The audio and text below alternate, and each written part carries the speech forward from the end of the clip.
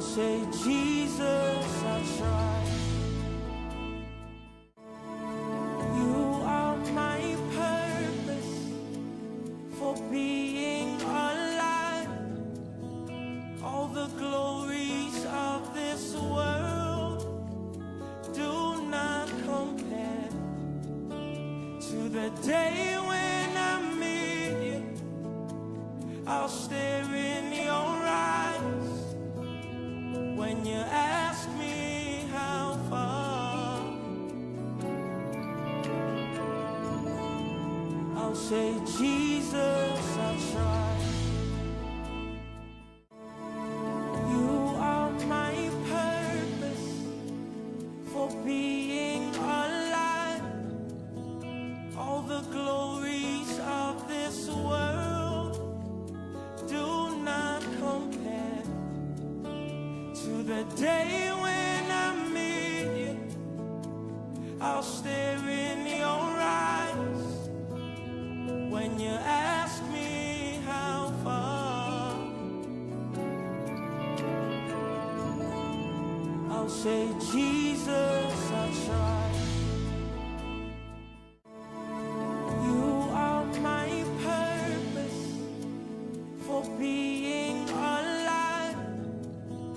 All the glories of this world do not compare to the day when I meet you. I'll stare in your eyes when you ask me how far. I'll say, Jesus, I tried. You are my purpose for being alive. All the glories of this world do not compare to the day when I meet you.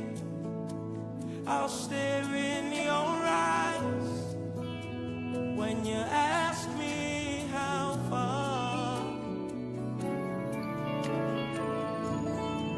I'll say, Jesus, I tried. You are my purpose for being alive. All the glories of this world do not compare to the day when I meet you. I'll stare in your eyes when you ask me how far. I'll say, Jesus, I tried. You are my purpose for being alive. All the glories of this world do not compare to the day when I meet you. I'll stare in your eyes when you ask me how far. I'll say, Jesus, I tried. You are my purpose for being alive. All the glories of this world do not compare to the day when I meet you. I'll stare in your eyes when you ask me how far. I'll say, Jesus, I tried. You are my purpose for being alive. All the glories of this world do not compare to the day when I meet you. I'll stare in your eyes when you ask me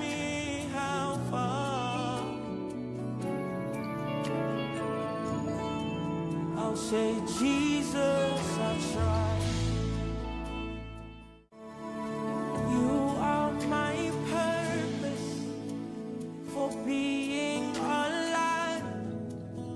All the glories of this world do not compare to the day when I meet you. I'll stare in your eyes when you ask me how far. I'll say, Jesus, I tried. You are my purpose for being alive. All the glories of this world do not compare to the day when I meet you. I'll stare in your eyes. Amen. Shalom, shalom po. Good afternoon po. Hallelujah. Welcome po sa ating afternoon devotion today. At umpisa muna natin ang ating gawain with the song. Hallelujah. Tayo po muna sa Lord. Amen.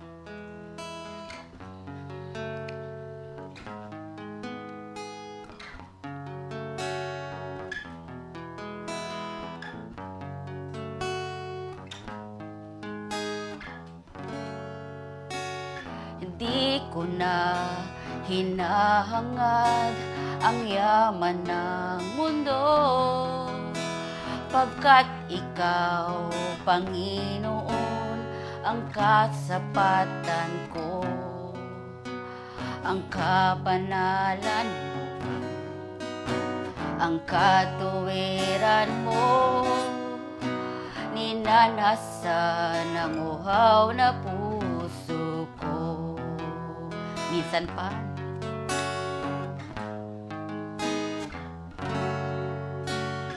di ko na hinahangad ang yaman ng mundo, pagkat ikaw, Panginoon, ang kasapatan ko, ang kabanalan mo, ang katuwiran mo, ninanasan ang uhaw na puso ko. Di ka maikukumpara sa kahit na kanino pa man. Di ka maihahambing sa yaman ng sanlibutan, pagkat ikaw ang higit kong kailangan.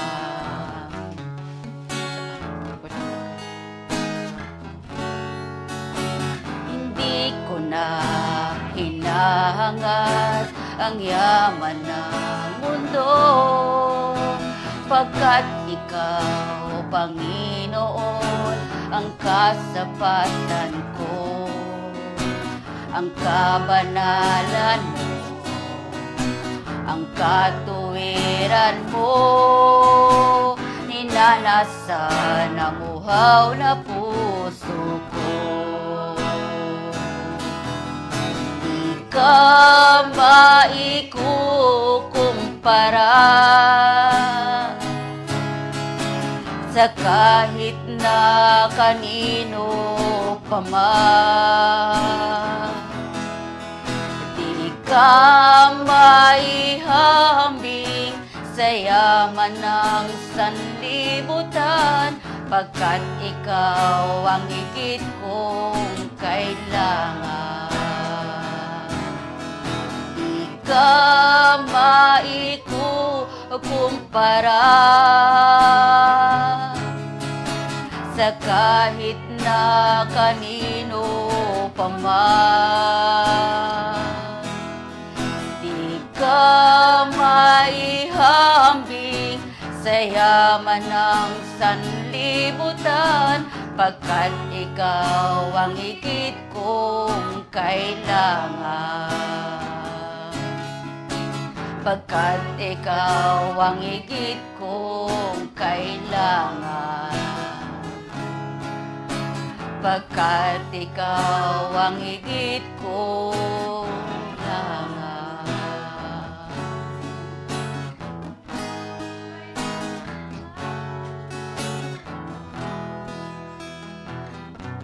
Amen. Hallelujah. Praise the Lord.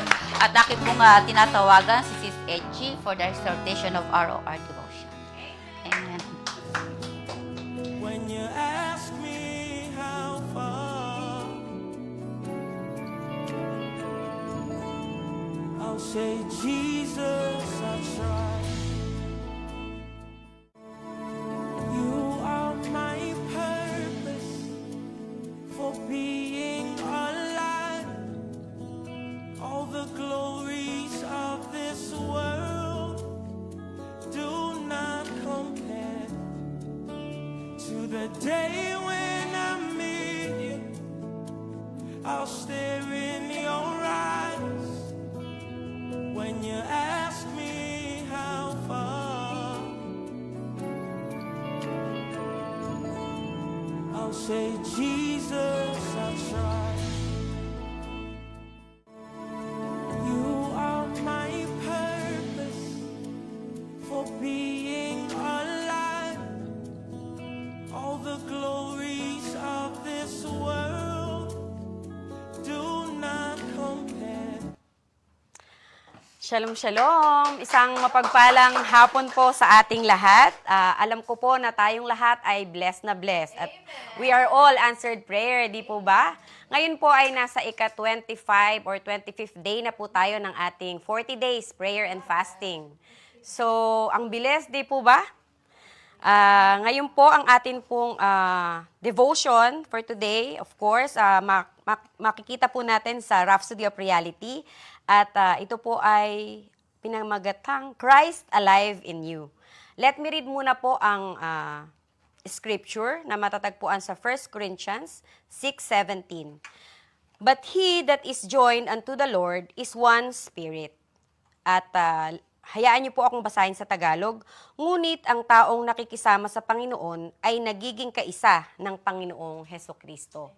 Bago po tayo mag-start, tayo muna po ay sama-samang manalangin. Yes, oh Jesus, hallelujah, hallelujah, Lord, hallelujah. Jesus, hallelujah, Holy Spirit, oh God. Lord, maraming salamat po sa muling araw na ito na ibinigay niyo sa amin. Maraming salamat po sa mga pagpapala at proteksyon, Panginoon. Salamat po sa mga salitang ito na inyong ipinagkaloob sa amin, Panginoon. Salamat din po, Panginoon, sa ganitong pagkakataon na pinangyayari mo, Ama, dito po sa 40 days prayer and fasting, Panginoon, Lord. Sa ganitong paraan, Panginoon, ay mas nagiging malawak po ang aming pagkaunawa sa inyong mga salita, Lord. Lord God, hallelujah, idinadalangin ko po sa mga oras na ito, na samahan niyo po ako, Lord, at tanging mga salita niyo lamang po ang aking maihayag. Lord, none of me but more of you, Panginoon. Tanging salita niyo lamang po ang makita sa aking buhay, Panginoon. Gamitin niyo po ako na inyong alulod ng inyong mga salita, O Lord. Ito po ang aking panalangin sa pangalan ni Jesus. Amen.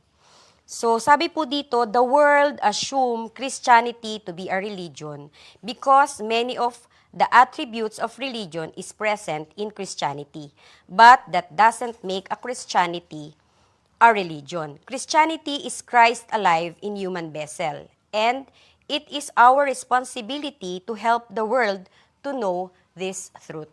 So, sabi nga po, dito sa atin, sa mundo, pinagpapalagay na ang Kristyanismo ay isang relihiyon. Dahil daw po sa marami sa katangian ng religion or relihiyon ay nakapaloob yung Christianity. Meron nga daw po tayong 3 major groups of Christianity, which is the Roman Catholic, Protestant, and the Eastern Orthodox. Pero hindi nangangahulugan na yung Kristyanismo is religion.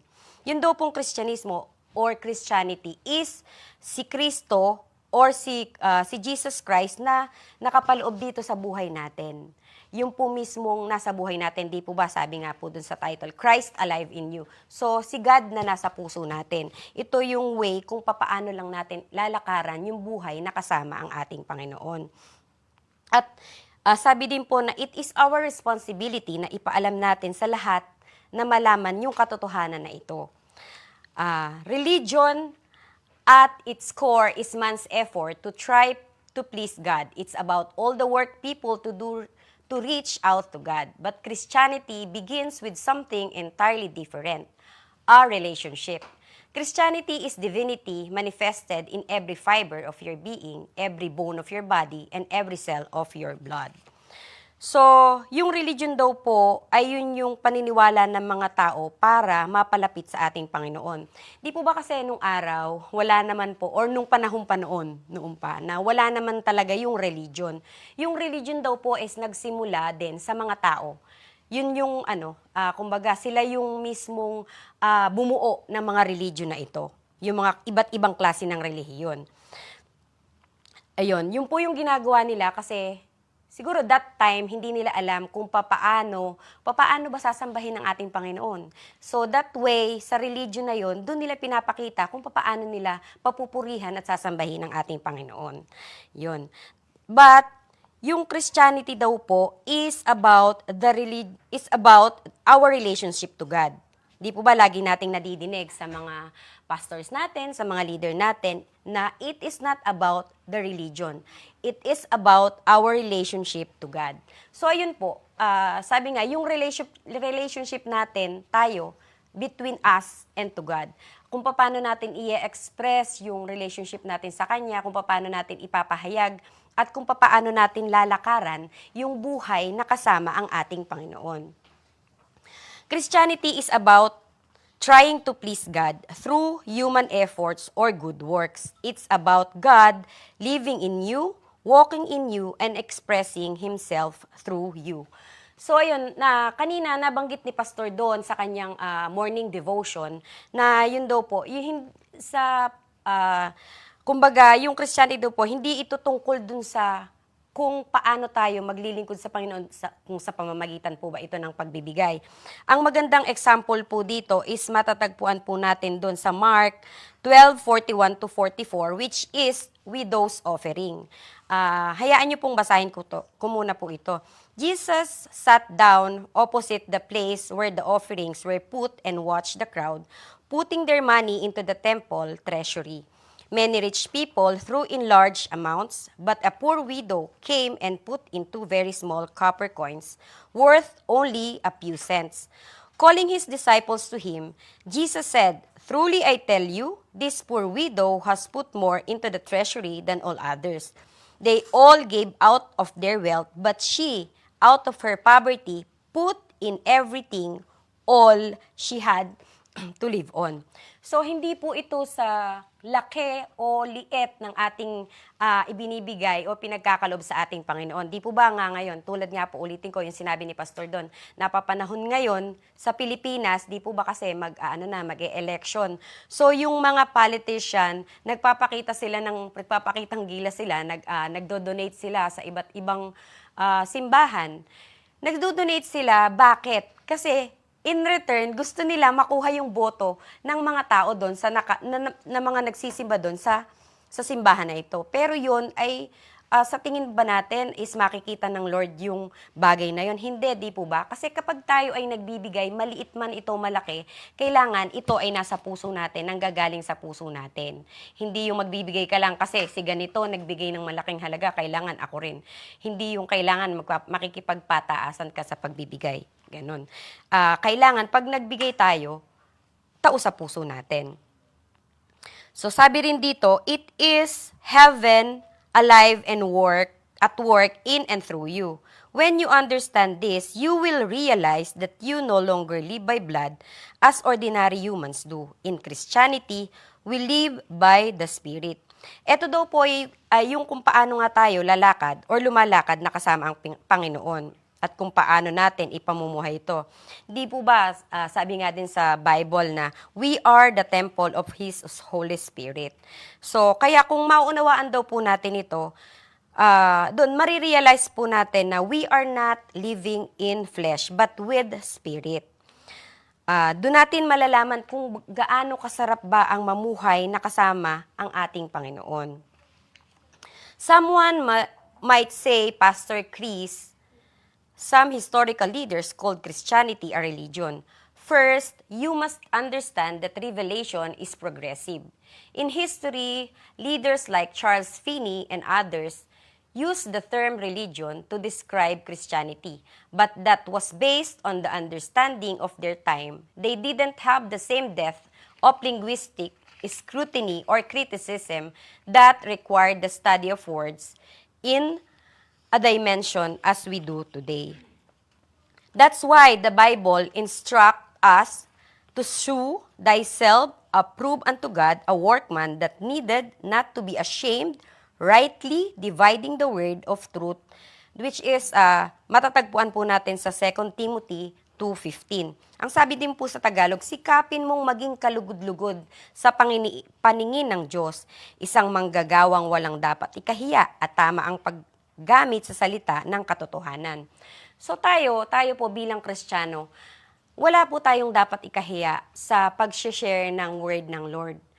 Opo, di ba? Lahat tayo, meron tayong mga karanasan na, halimbawa, nag-evangelize tayo. Marami tayong karanasan na nire-reject or nare-reject tayo ng karamihan sa mga nakakausap natin. Pero doon sa 10, sigurado may isa o dalawa na matatouch doon sa sinabi natin sa kanila. At the end of the day, marirealize nila, tama nga si sister sa mga sinabi niya. Ganon. Kaya, wag po nating ikahihiya ang mag-share ng word ng Lord. Kasi ito po yung nakalulugod sa Kanya. At dahil po doon, matutulungan din po natin sila na mapalapit sa ating Panginoong Hesukristo. Christianity is pulsating life of the risen Christ in human body. It is divinity alive in humanity. Christianity is the very walk of the living God in the quarters of a human person. The revelation of the spiritual in the physical. Yun nga po na basta wala po tayong dapat ikahiya, ipahayag po natin kung ano po yung katotohanan na nanggagaling sa salita ng Diyos. Until you recognize this truth, you will never live the full Christian life. You'll be living a poor copy of the real thing. Even that copy may seem beautiful, but imagine how much more glorious the real thing is if the religious version of Christianity seems beautiful to you. Just think about what will happen when you embrace and experience the fullness of what Christianity truly is. Christ alive in you. Hallelujah. So, ang gusto lamang pong ipaalam sa atin ng Diyos dito is yung, sabi nga niya, i-embrace natin or yakapin natin yung buhay na kasama ang Panginoon. Kasi at the end of the day, wala naman po tayong ibang malalapitan kundi ang Panginoon lamang, di po ba? Sabi nga po, heaven and earth will pass away, but my word will never pass away. Tulad ko po, ako dati, nung hindi pa ako masyadong nakakakilala sa Panginoon or hindi pa ako masyadong nakapag-aaral ng salita ng Panginoon, masyado akong masasabi kong duwag ako. Takot ako sa buhay. Kumbaga, magkaroon lamang ako ng konting problema na ako, parang nadadown na ako. So, ang gagawin ko ngayon, lalapit ako sa mga kaibigan ko. Lalapit ako sa kung kani-kaninong mga tao, nahihingan ko ng comfort. But at the end of the day, again, sa halip na makakuha ko ng comfort sa kanila, malilito pa ako kung sino ba yung susundin ko sa payo nila. So, nai-stress lang ako. Diba? So, yun, sa simula nung nakapag-aral na tayo ng salita ng Diyos, ni-reveal sa akin ng Lord na, anak, hindi ka dapat lumapit sa tao. Sa akin ka lumapit. Di po ba kapag sa Diyos tayo lumapit, straight to the point concrete yung sasabihin niya sa'yo. Masaktan ka man, yun ay yung para sa'yo. Di ba? Kahit masakit ang i-reveal na salita sa atin ng Lord, doon tayo matatauhan Kasi 'di ba, marami tayong mga bagay na tayo hindi natin maikakaila. Lahat tayo ay nagkaroon tayo ng problema at nagkaroon tayo ng mga kasalanan, 'di ba? So maririnig natin or marireveal sa atin yung salita ng Lord na medyo masakit, pero yun yung tama at dapat nating gawin. Yun. So tapos dati nga, 'di ba, lagi akong kinakabahan. paano bukas? Paano sa susunod na araw? Kasi nga, di ba, meron akong 2 anak. Paano kaya ang gagawin ko? Wala na silang pang-tuition, walang pang-baon, ganyan. Paano kaya, kanino na naman kaya ako lalapit? Yung mga ganyan. Pero ngayon, hindi na. Tulad nga po nung nagkasakit si tatay, sobra talaga as in yung dinanas namin doon. Pero kung ikukumpara ko nung nagkasakit si nanay, yung nagkasakit si nanay, masyado akong tinag dun eh. Kumbaga parang talagang yung puso ko nun, alam yun ng mga kapatid ko sa LG, lalo na si Mama Dandan, na tuwing linggo, umiiyak ako nun dahil sa kinalunisan. Hindi ko alam kung saan ako kukuha ng pangkimo ng nanay ko. Pero, pero pinagkaloob niya yun. But, nung si tatay na yung nagkasakit, inireveal sa akin ng Lord, anak, wala kang dapat ipag-alala. Kasi lahat ng pangangailangan mo, ipagkakaloob ko sa iyo. At yun naman po ay nangyari talaga. So sabi nga niya dun sa John 6:35, then Jesus declared, I am the bread of life. Whoever comes to me will never go hungry, and whoever believes in me will never be thirsty. Di ba ang sarap lang? Basta kapag nagtiwala tayo sa Panginoon, ibinigay natin ang buong puso natin sa pagtitiwala natin sa Panginoon, hinding-hindi tayo mawawalan. Ayun, yun lamang po. Maraming salamat at samahan niyo po ako sa panalangin. Dear Father, I thank you for the revelation of Christianity as the life of the risen Christ in me. Christ in me makes me unsusceptible to failure, sickness, or death. Your word is alive in me, producing extraordinary results, and through me, many are brought into the knowledge of your truth. In Jesus' name, Amen.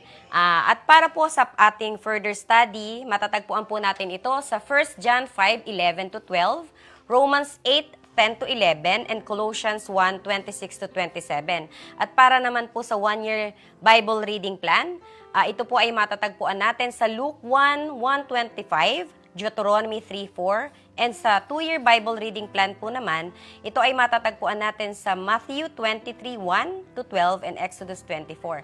So, bago po tayo magtapos, panandalian muna po ulit tayong manalangin. Yes, O God, Lord, Lord of Lord, King of Kings, maraming salamat, Panginoon, sa salitang inihayag niyo sa amin sa araw na ito.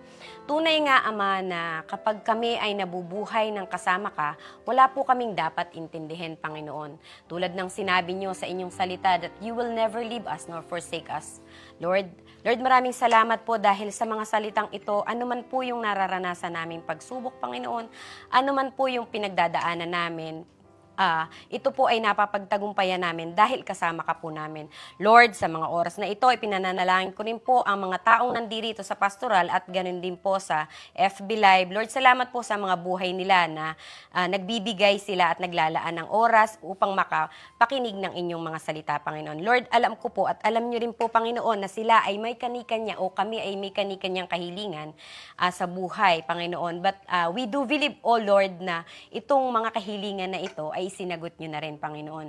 Lord, maraming salamat po muli sa inyo. Ito po ang aking panalangin sa pangalan ni Jesus. Amen. We would like to thank you po, Pastor Chris, and to all the people who are watching again the Facebook Live. See you again tomorrow at 6 a.m. for morning devotion and 5:30 p.m. for the evening devotion. Shalom, shalom po. God bless.